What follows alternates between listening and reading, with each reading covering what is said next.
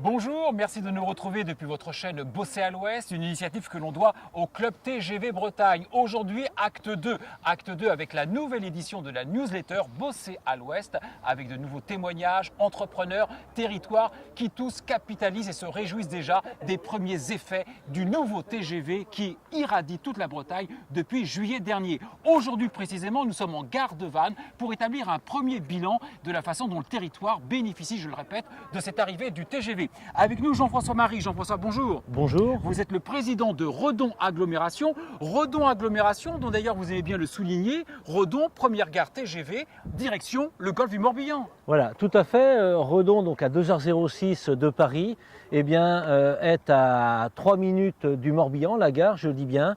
Et effectivement, cette gare dessert 200 000 habitants et potentiellement des touristes qui peuvent venir sur le littoral, voir donc le golfe du Morbihan, mais voir également la presqu'île de Rhuys, la presqu'île guérandaise en particulier. Un beau territoire. Alors vous avez noté un net engouement de la part de qui, sous quelle forme, depuis 4 mois? Alors moi, les retours que j'ai pu avoir, ce sont des retours tout d'abord de chefs d'entreprise.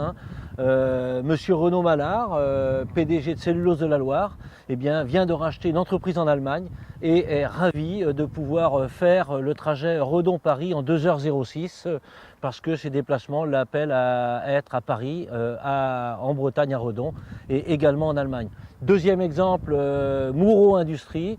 2 sites de production en région parisienne et un site à Redon, eh bien, l'entreprise va délocaliser ces 2 sites de région parisienne auprès de Redon.